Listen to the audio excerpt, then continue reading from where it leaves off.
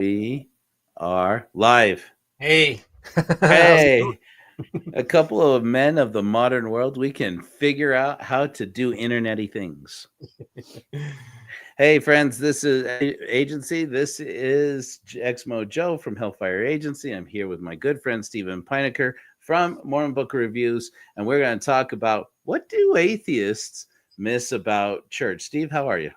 I'm doing great, and I just thought we'd just doing a spur of the moment thing. We talked on the phone yesterday, and I was like, "Hey, I usually go live on Friday nights, and you had talked about wanting to do some live stuff." I said, "Why don't we just come on and do a live on both of our channels for just a special thing heading into the holiday weekend and coming up, and let's just try something different and get some." And I'd like to maybe do different podcasts where I come on. We do like live streams together on Fridays, maybe once in a while. So I usually do Fridays at 6 p.m. Mountain Time on Mormon Book Reviews, and experimenting here with an ex-Mormon. Oh, geez. Well, that's what I do. I like to talk. I talk to everybody here at Mormon Book Reviews, and of course, Exmo Joe has been on my program and in the last couple months, and gotten to know him, and I find him to be a really nice guy. So, thanks so much for having me on your show today. Sure. Thank you for agreeing to broadcast on MBR too at the same time. It's great to talk to your audience. I'm sure not all of them, because I've read the comments, feel the same way about me, but that's cool. That's what keeps it exciting and fun. But yeah, so I was going to say, actually, I've really enjoyed our conversations in the past, especially because you used to be like me, a cold-hearted atheist with plenty of Richard Dawkins and Yep. Christopher Hitchens hitch-slapping quotes in Oh your yeah. back pocket. Mhm. Read all the Sam Harris books. I don't know if Mhm. you've kept up to date on all those guys. I mean, of course, Christopher Hitchens has gone to be with the atheists of the non-existence. But I've been lately. I don't know if you've heard the rumor, but I've been working with a group of friends to organize a church for Okay. atheists. Okay. We're looking to launch in December 2024. Mhm. Not advertising the name or website of it because state of Utah doesn't want me to inure any profit from the blah blah blah blah blah. Okay, we're not talking about it. But the thing is that I do feel like atheists need church, believe it or Mm. not, in spite of all the years that I said no. Best thing about being an ex-Mormon is not having to go to church anymore. But that's Mormon church, and I look at it and I say, well, there are things that are kind of like sermons that I have loved, from people like Sam Harris or people like Alain de Botton, people who are atheists who know how to preach. Frankly, I mean, you can call it whatever you want, but it's preaching, man. Just because it doesn't have to do with God, doesn't have to do with salvation, doesn't mean it's not a sermon. And some of them are so good. And I just went, boy, we really need that.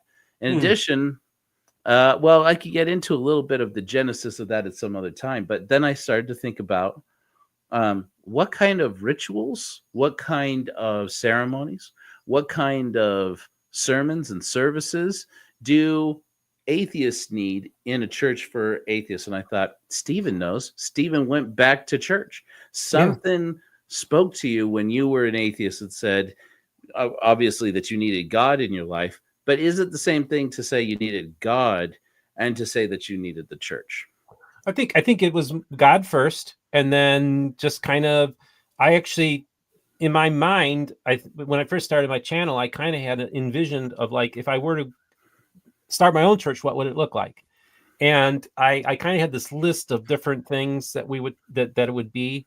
It would be open and accepting to everyone. And when I say church, this would be a church that believes in God, believes in Jesus. It'd be a Christian church, but it would be open to everybody in the community, including LGBTQ people, including atheists.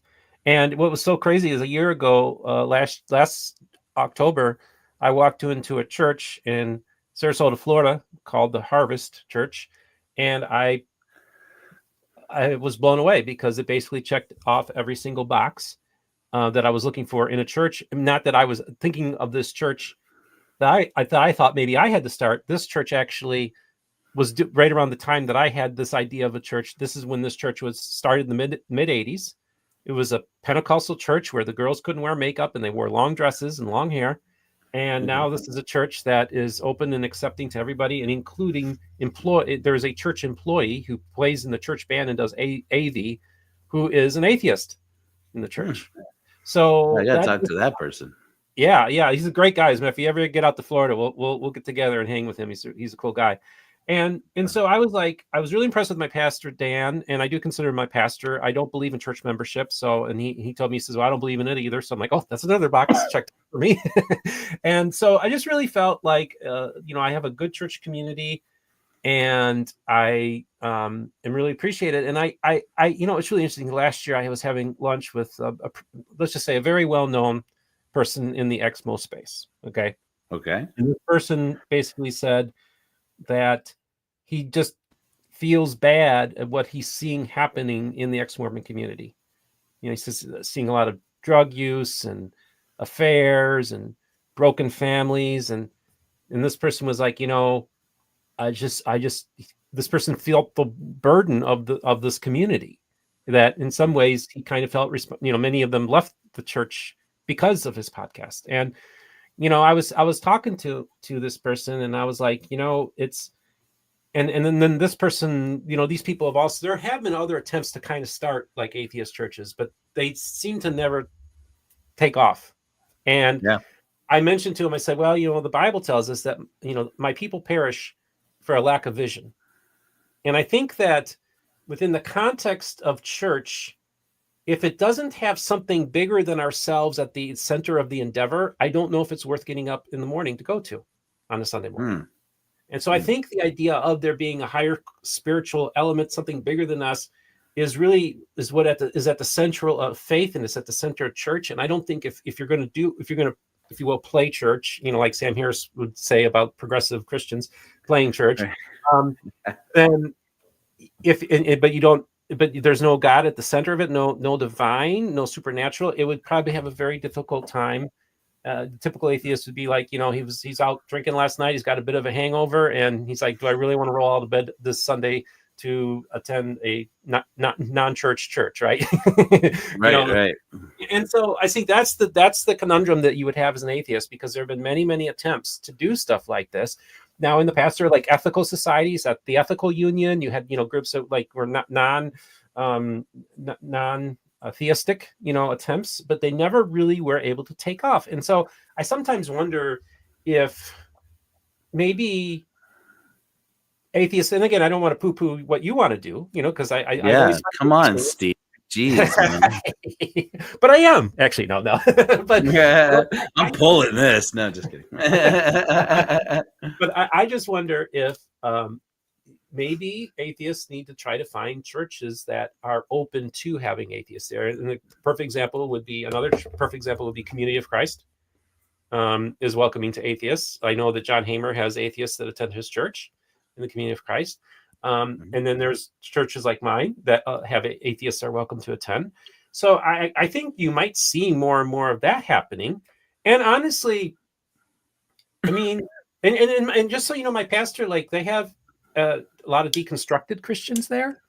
People have gone, who maybe aren't sure what they believe. Maybe they're more agnostic, or they've been hurt by the church. And honestly, I think a lot, people who still believe in God, but have been hurt by the church and have spiritual religious PTSD, are very similar to atheists that came out of religion, right? They have similar experiences. So I sometimes wonder if you could have a church community that would include both believers and non-believers, but to have the commonality of sharing that PTSD that they experience. And again, I'm not talking about any, this is all churches, folks. There's plenty of people who've experienced PTSD and spiritual abuse from evangelical churches, Catholic churches, you name it. Okay. Any religion, it's been there. So maybe if you have a place that people could get together to heal and get restored and be able to move on with their lives. Because again, you don't also want to make it into a pity party where we all talk about how we were hurt by the church. At some point, we need to be able to, go to therapy, have our sessions, work these things out. And, I was an atheist for 13 years. And for a lot of it, I was an angry atheist.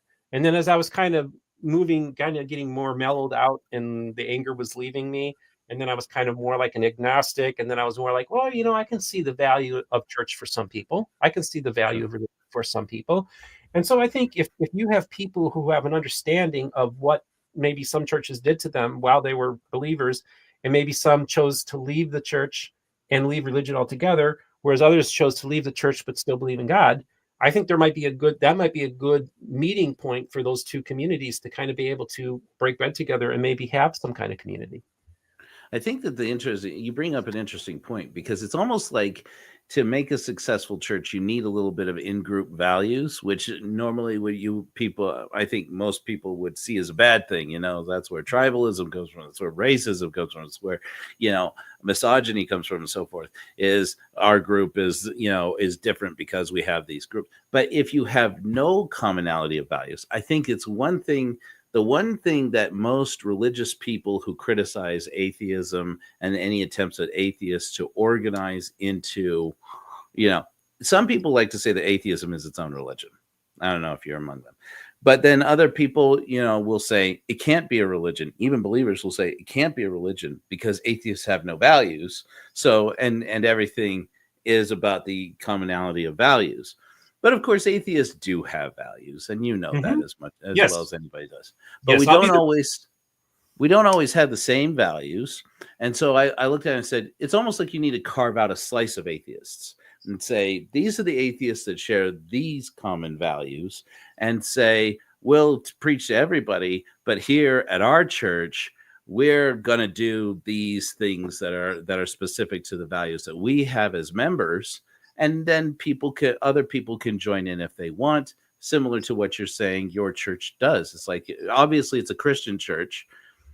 Just because they're open to LGBTQIA plus members doesn't mean that they're going to have, ceremonies or rituals for gay people, right? I mean, so I think that's part of an interesting conundrum, is that, even churches that are accepting, for example, of gay people, is that they don't always have gay marriages. They don't always have, if they accept trans people, they don't always have ceremonies for people who are trans to be able to celebrate their transition, things like that. There's an area, an opportunity, I feel, for atheists to step in there. Do you think that's crazy? I think that might be a space. And again, I think it's also important too that my pastor, I was out of town and I was sick, and then my mom had the hip break, so I haven't been to church for a few weeks. But the last service I went to was the Sunday right before the election, and my pastor said, "Listen, no matter what happens this Tuesday, on Wednesday, half the country is going to be devastated, and don't spike the football too hard for the winning side if you're on the winning side." And then he was giving a conversation where he was talking to this person who's like, "So you're saying if somebody came, because the church has a reputation now as being like more progressive leaning." And he's like, and this person goes and says, "So you're saying if somebody were to come to your church wearing a red hat with those white letters on it, they'd be welcome at the church?" He said, "Absolutely." And so I think that I'm a person who believes in radical inclusivity.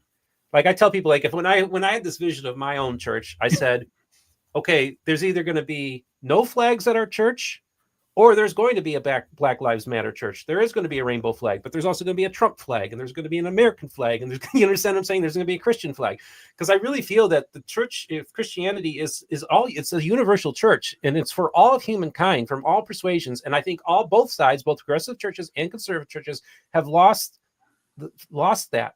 And now, and what happened with the progressive churches that made them fail was they got political in the 60s.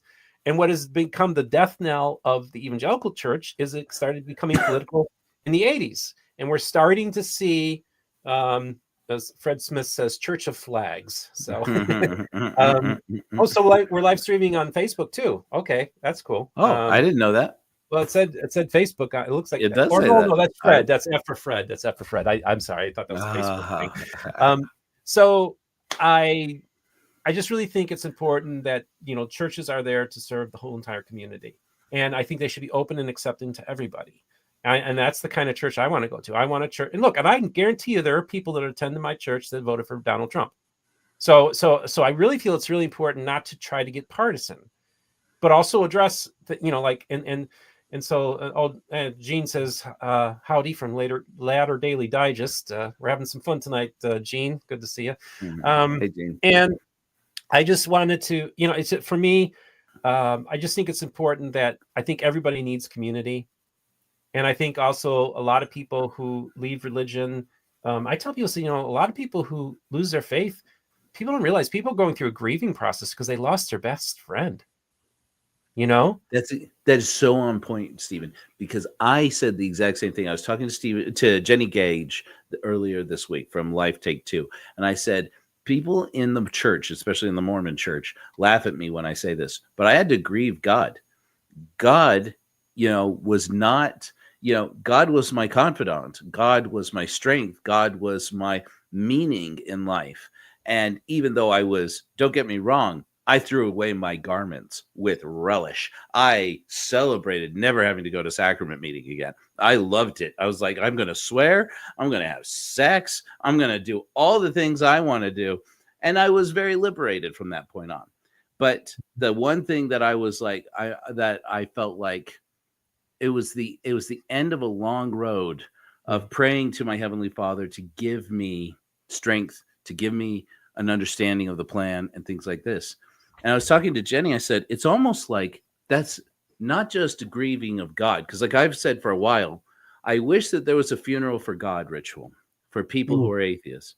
And you can bury God and say, listen, I loved you. We had our time. You gave me definition. I get that you're not real, but I need closure from this, and be able to say it out loud, do whatever the ceremony is, and bury him. And then if it turns out God is real and you come back to church, well, Stephen's church is there. They'll take you back. But then I said that, but then, she was homeless after her husband divorced her, after she divorced her cheating husband. Okay. And she woke up after a coma after an existential incident, shall we say, in a hospital. Okay. And she's talking, and I was talking to her and I said, do you feel like there's a grieving process to a marriage? And she said, oh, yes. And I said, what is the bargaining stage? Because that's the hardest part for me, for atheists that I know, is you have to grieve God. You have to bargain. If God's not real, then what am I supposed to do here? Or how can I keep God real in my life? How can I change my values? How can I change my perspective and keep something like God? And most atheists and agnostics I know are in that bargaining stage. And she said, oh, the bargaining stage of grieving a marriage, that's where you give everything away. And that's where the divorce gets nasty. It's where you start to hate each other. And she's like, she was saying that, my husband was out there sleeping with escorts and I knew it. And, for all of our marriage, 20 plus years. Wow. And she said, but I told myself, but it matters to me that he's at the dinner table with my kids every night. And whatever it takes to keep that together, I'll do it. And I'm like, it's like your bargaining is giving away pieces of yourself. And she was like, I guess it is. I guess I never really thought of that. Yeah. And I'm like, so it's like so I said, look, I've never been divorced. So I've been asking people who have been divorced, especially people who were divorced when they were Mormon, but I want to get more people. And I say, look, it makes no sense I have my ideas for what a divorce ceremony should look like, but I don't know what I'm talking about. I need somebody else to come up with this. And these, especially women who have been divorced, are ecstatic about it. Yes, I will definitely be a part of this. And they're coming up with some brilliant ideas. So I guess that's my curiosity is, how much does a grieving process have to do with how much grieving can you really do in a church ceremony or in church services without it becoming a pity party, like you say? Well, I think, yeah, that's a good point. I think that those are the challenges about starting an atheist church, is that you're going to be dealing with, like, well, what's really the purpose of this gathering if essentially we don't, there's nothing at the core of it that, like, it's like there are no, like, churches that, there's no groups that meet together that don't believe in Santa Claus, right? It's kind of like, how they compare right. that, how people compare that, and so that's the difficult part. And again, I want to make it very clear, I returned back into faith, but I call myself a pro-atheist evangelical. I do think, because I tell people, I said there have been people that have been so hurt and devastated by religion, by church and spiritual authorities, okay, that they almost, in order for them to heal and to function, even the idea of God triggers them. So they almost have to become atheists for their own mental health and well-being. So I think that Great. there's a therapeutic value to atheism that I think is, I had the opportunity to have, Aaron Ra on my program. Man, when I was doing the atheist stuff, I was watching Aaron Ra, I was watching Matt Delahanty, I was watching all the atheists, and also a lot of the shows that were ex-evangelicals who are now atheists and stuff. So I watched a lot of those things for years. So that, in one sense, was kind of my community. The live Sunday call-in program on the Atheist Experience was something I would be watching quite a bit. So that was kind of my church service in many ways. So I was grateful to. I remember telling Aaron, that I'm a pro-atheist evangelical, and Aaron usually has his eyes kind of like this a little bit. That's the first time I saw his eyes get real big, and I told him that off camera, but he was really appreciative of the work that I'm trying to do, which is to try to get people to talk to each other. And look, this is how I say it, dude. We're all on the same planet. We're all hurtling through space on this rock, okay? We're here together, whether we like it or not. We need to find some accommodations and recognize all the commonality of our humanity. I like to say we're all fellow image bearers, but just the commonality and the brother and sisterhood of our humanity, I think, should be so important. And we so often are manipulated by religion to hate each other and fight each other. There's no question that these kinds of things are there. But I think that also, I think it's so important, and this is where the spiritual aspect comes in, okay? I tell people, I said, Margaret Mead said that the moment we became humans is when we started finding broken femur bones that were healed on human bodies, or that when we saw they started doing funerals and they had ceremonies and they were burying things, with them in the grave, and or things that maybe they needed in the afterlife or whatever, or things that were important to them. They recognized they were more than just other animals, but they had a divine spark. So I really feel that believing in something bigger than ourselves, that there's a divine spark and that we are, in one sense, image bearers, is what gave us an evolutionary advantage. That it actually is a reason why humanity was able to survive and thrive, unlike our other hominids. Now, some say that there may have been some Neanderthals that were doing some religious stuff too, so it's possible.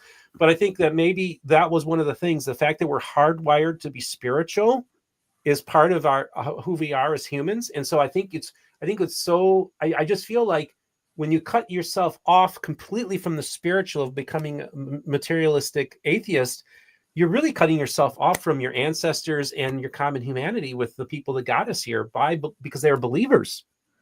And so I think that's why I think we need to acknowledge the importance of spirituality in the individual's life and the good that it does have for humanity, that it may very well, the reason why we are here is because it was believers that got us here.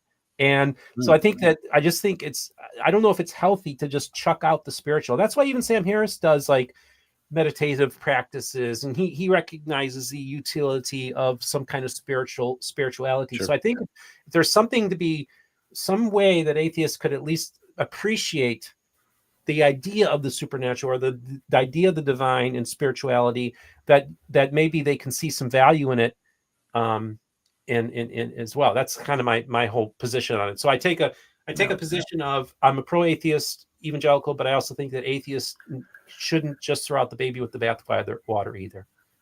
Yeah, it's interesting because you said something about PTSD, and I've been doing a lot of research into that lately. And with this new theory, it's it's pretty recent. There's not a lot of science on it yet, but it's been very eye-opening for me.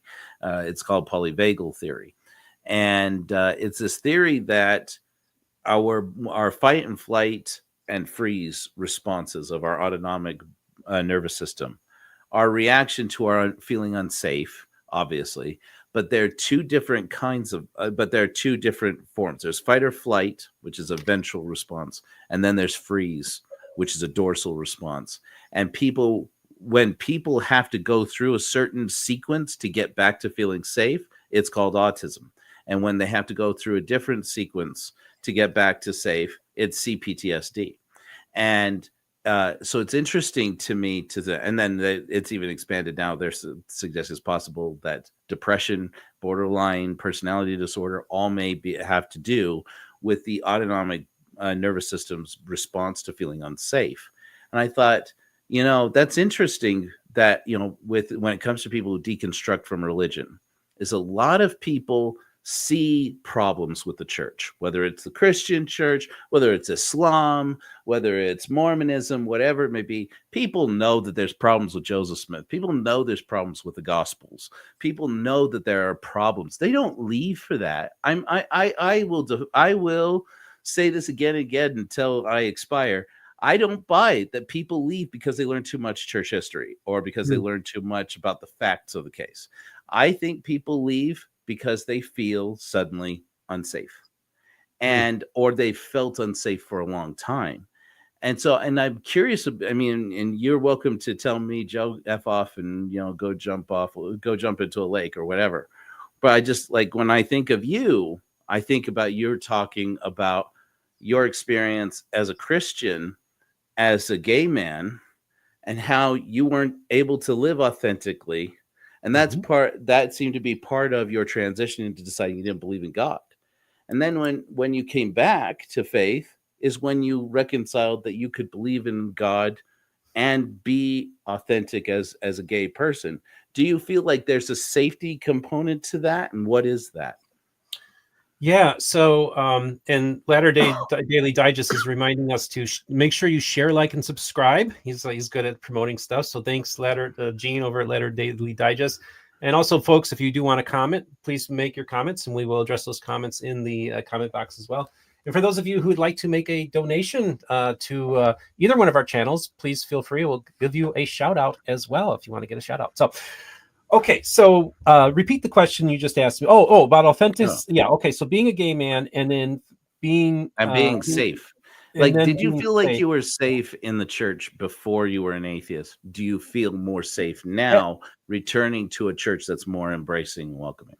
Yeah, I think for me, I had to leave religion and the faith. But at the very end, I was a progressive Christian. Then I read Sam Harris's Letter to a Christian Nation, and I just remember reading it and reading a certain phrase where he was talking about, and to those progressive Christians that are like to play church, he said, just get out of those funny robes. None of this is true. And I was like, shit, I'm like, I think I'm an atheist now. It was really strange, but it was a deconstruction. I mean, I read all the Four Horsemen's books. I read a bunch of things about biology and evolution, and also trying to understand, what does the Bible say about homosexuality? It's not as clear cut as people think that it is.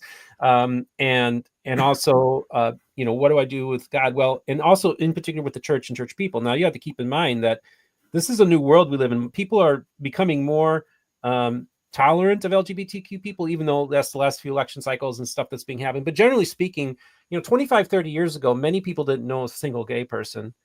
And now everybody knows somebody. Also, or at least they didn't think that they knew a gay person because everybody was in the closet. Right. And then this is another parallel too, is and I've talked to Latter-day Saints about this. 25 years ago, most Mormons didn't know an ex-Mormon, didn't know somebody that left the church. Now they all know somebody that's left the church. So we're all having this kind of a really interesting journey together on this whole thing. Our world in the last 20, 25 years has radically changed upside down. And so I think that for me, it was I was like, look, I knew I was gay since I was a little kid. This is just who I am. I'm gay. All right. There's just not getting around that. So I just said, well, this is the way God made me, apparently. Or if he said, made me this way, and then told me that if I feel this way, I'm sinning, then he's kind of like a monster at that point too, So I had to kind of deal with God. And what was so interesting, as I started slowly, gradually getting back into faith with God, I started having a conversation with him again. And I went to him and I said, well, what about me being gay? And he says, don't worry about that. I'm like, okay. And, it was so interesting because when I first started my channel, I never came out and told people I was gay. I specifically waited until the last episode on Mormon Stories Part 5 to tell that story.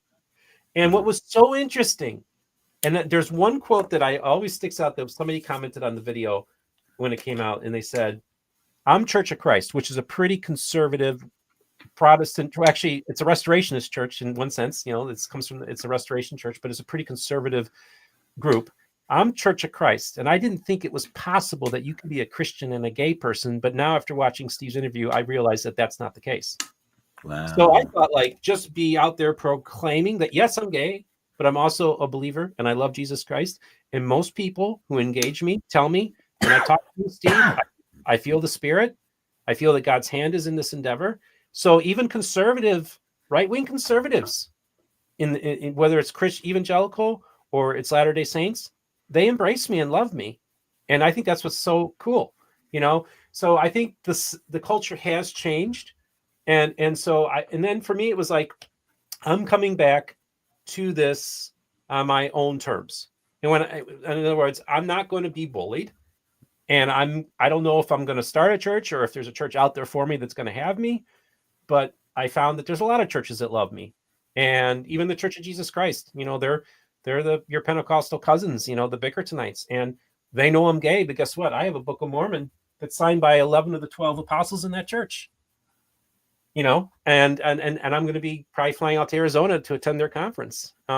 So here's a church that's conservative. I stayed at a Bickertonite home during the hurricane with their family, you know. Yeah. So I think that by living an authentic life, not, you know, and being who you are, I think it's been open doors. And many, many people said, you know, you've changed my mind on this thing. You've made me think. So I just think that by showing agape love, loving people where they're at, not attacking them, and just love people and accept people. That's why, man, I'll tell you, when I have Jacob Hansen on my channel, you shouldn't platform him. Or if I do John DeLynn, you shouldn't get attacked from everybody. And I'm like, no, that's not in my way I see it, they're all fellow image bearers. Or in your case, they're all members of the human race. We're all humans. And so there should be some level of dignity that afforded to other people. And look, we have to accept the fact that in this nation, it's a 51, 49, 50-50 nation, whatever.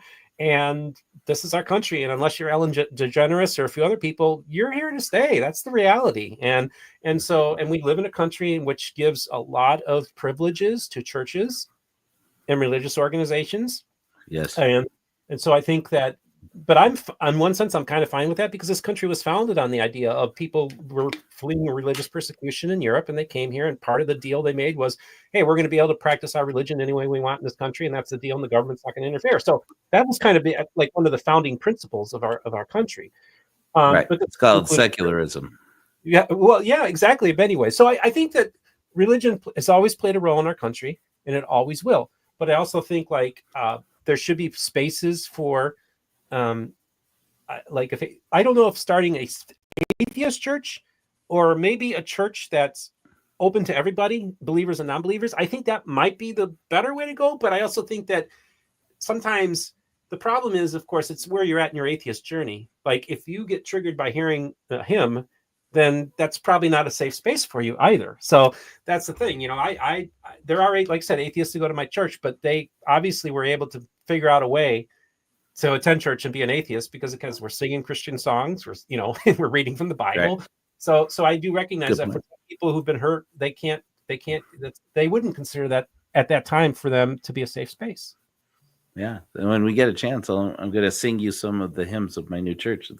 We have 3 so far, and they are snarky and funny. They have swear words in them, and I love it. And so far, it's going great. But no, it's curious because I was looking at, you and I were talking about this earlier, and if you don't want to court this controversy, you just tell me, Joe, just go off screaming with your hair on fire. But we've talked a little bit about this. It just happened today. Zion Media, which is a YouTube channel, posted not denunciation, but an announcement of kind of distancing themselves from a Heartlander hero, sometime that they themselves had once called the Davidic servant. They called him that. They've said that he was preparing, the way of the return of Jesus Christ to the world.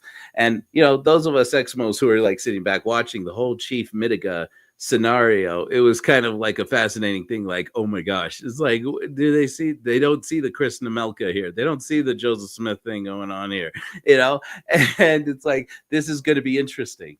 And, it's interesting to me is that it's like it's felt for a while like some of us, you know, you call it hate watching, you can call it observing from behind, um, or watching this catastrophe unfold. And I looked at it and I said, here's the thing, though. They were desperate for Chief Mitiga is an Ojibwe man who apparently has access to these birch scrolls. Birch scrolls are sacred teachings inside the Ojibwe tribe. And then, and I had reached out to an Ojibwe man who is a prominent person in the tribe. I'm about interviewing him next week. Hopefully, been about 2 months in the making. I've been working on this. I don't want to say quite yet, just in case it doesn't go through. But and I asked him about it, and he's like, "Oh, I know Mormons think that we're all lost tribes of Israel. That's BS." That's he actually said in the email. That's BS. We've been here for 35,000 years. Anyways, but it was interesting to me because I looked at that between that new scripture, a new prophet-ish person, right? Same thing with Ward Radio. They got this scripture notes that basically sponsors their show. This is my opinion, as nothing does not reflect at all on Mormon book reviews. Stephen Pynakker is a good man, and I'm sure he loves having people from Ward Radio on his program. They should continue to do that. You're welcome on my program, but I'm not going to be as nice to you. Anyways, but they're starting to incorporate more apocryphal writings into it. And, you know, at the same time that this MAGA movement is happening, and I'm looking at this and I said, oh, you have the key to the keystone?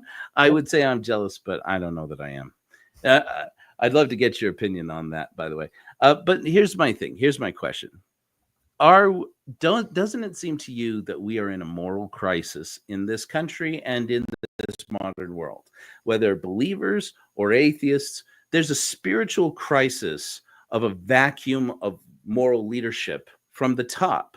And, you know, that can be, whether you want to say that that's politics, I'm not going to say any names there.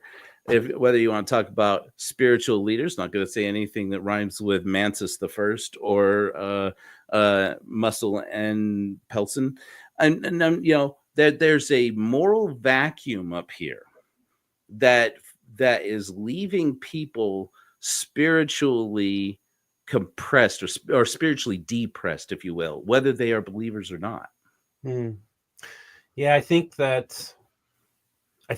people have lost faith in their institutions across the board, and that's just where we're at, you know. And not only that, people have lost faith in colleges now, the institutions of the university system. They've lost faith in the media, the institutions of the press. I mean, what institutions are out there yet that are still trusted by the vast majority of the people? I can't name any.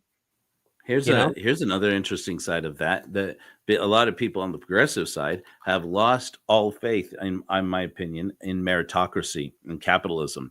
You know, the fact of the matter is, we're looking around and seeing that the only ones supporting the meritocracy concept are the haves, while the have-nots are over here like, do they even see us?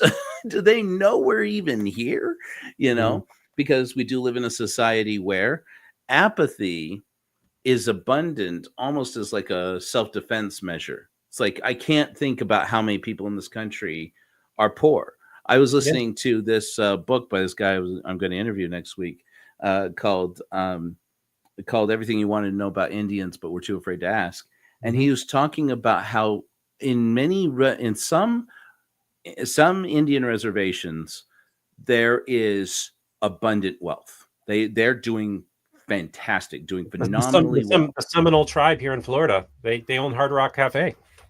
Right. And then others, he says, unemployment's over 50% and has been going back forever. People, you know, how often do we think about that? We don't. We try, you know, and part of the reason I think why we're in this spiritual crisis is because we're streaming through social media, we're going through videos, we're going through memes, And whenever somebody comes up with, did you know this is happening? It's like, whoa, can't deal with that right now. Trying to keep happy, trying to keep my. So there's almost like an energetic hygiene going on where you have to like say, listen, it's not that I don't care. It's not that I'm apathetic. I just can't handle it all at once. So I can't help but wonder if maybe that's part of the spiritual crisis. Yeah. I think, and I do think that the poor people were let down. Let me just get on my soapbox and say why we're in this place that we're at right now. In 1989, Tony Coelho, who was a Democrat congressman from California, started saying we need to start reaching out to Wall Street. We need to start getting corporate money into our party. And we don't want to be just the party of the working man and the unions and po folk. We also want so what happens? They start the Blue Dog Democrat Coalition. Then you get Bill Clinton is the first running on this, the third way. And basically he comes in and essentially then signs the NAFTA deal, which destroyed the industrial Midwest. There were tons of company towns. Yes, automation was going on in factories, so there weren't as many jobs in the 70s and 80s because of automation. But the reality is that you had company town, not company town, but cities that had a thriving industry. And they remember the commercials for the Maytag repairman. The joke was he was never needed. Now everything we get comes from China, and it's all junk and it breaks down. So yes, you can pay $50 or $100 less for your dishwasher now because it's made in China. But what did Bill Clinton? What was replaced? Well, there was nothing that was replaced. These communities were devastated. And what happens now? We have big pharma. We got these happy pills that will help you. I mean, look at the amount of drugs that were prescribed in just West Virginia alone. Absolutely just devastated those people. So here you have a situation where people they're not healthy. They're dyed-in-the-wool Democrats. I remember Northwest Indiana steel mill country, man. I remember getting into fights with Teamster union guys all the time because I was a Republican, street fighting. And I'll tell you, all those people they're all Trump people now. And it's interesting because Appalachia in particular, West Virginia, was Bill Clinton's best state both times he ran. Guess what is one of Donald Trump's best states? West Virginia. It fundamentally flipped. So because the Democrat Party said they were the party of the working party, they ended up getting screwed by these trade deals that destroyed the industrial Midwest. And that's how we got Trump. Plus, you had a Democrat Party that said, oh, it's okay to have affairs. It's okay to not have moral character. It's okay that you can lie. It's okay that you can be involved in shady business practices. It's okay that you can have shady relationships with the Chinese Communist government. This is Bill Clinton we're talking about. It's the same dude. And then they're surprised when the Clintons run in 2016 that the Democrats gave us Donald Trump. That's how I see it from that perspective. So I think I think a lot of people have been let down by our institutions, by our government. I think people have been let down by the Democrat Party. I think people have been let down by the Republican Party. It pox on both in my world. But I do think that there's a lot going on.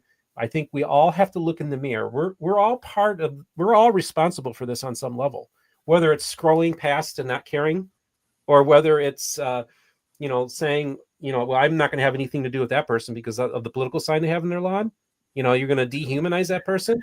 I have an ex who told me, he said, can't be friends with anybody who supports Trump. And I'm like, so basically you're saying that, and he's like, because they're all racist, homophobe, and all this kind of stuff. I said, but the reality is that you're going to be less tolerant towards more people because you're going to be tolerant of like half the people in the country. That's more intolerant than your most racists are.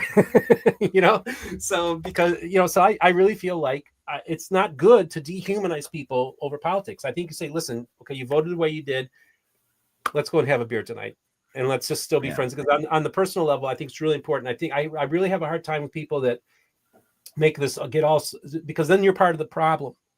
You're part of the problem. And honestly, I think people voted for Trump because they were just pissed off, and pissed off, and 25% of black men, and I think in like Georgia, and Hispanic males went majority for Trump.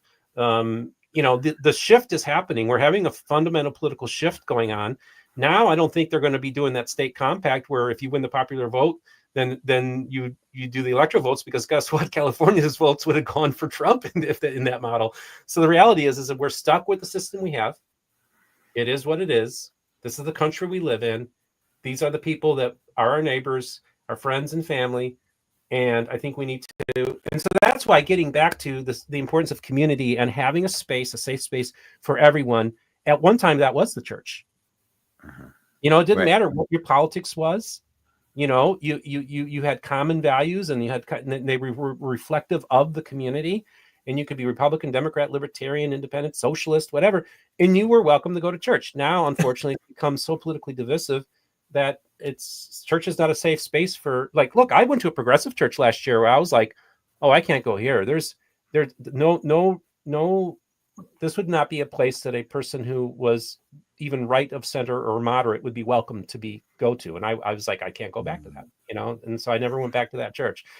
So that's kind of, and then there's evangelical churches that I won't go to because they're just so obviously way over the top political too. You know, that's kind of the space I'm in. I just say, keep the politics out of church. Let's put Jesus back in, but also let's also acknowledge humanity. Quit demonizing and dehumanizing the other. I think that's so important. I think that it's interesting how the election has changed the moral landscape in the country, because there's a lot of grief right now, left of center. And those people, we have to be able to have time, I think, to be able to come to terms with it. But also, like I think that you're saying, if we allow ourselves to become defeated about it, then they win on another level. Not whether they are, and by they I don't mean like all the other voters. I mean the actors within parties, within corporations, within government that want to dishearten you to the point where you won't resist them, and they can run roughshod over everybody.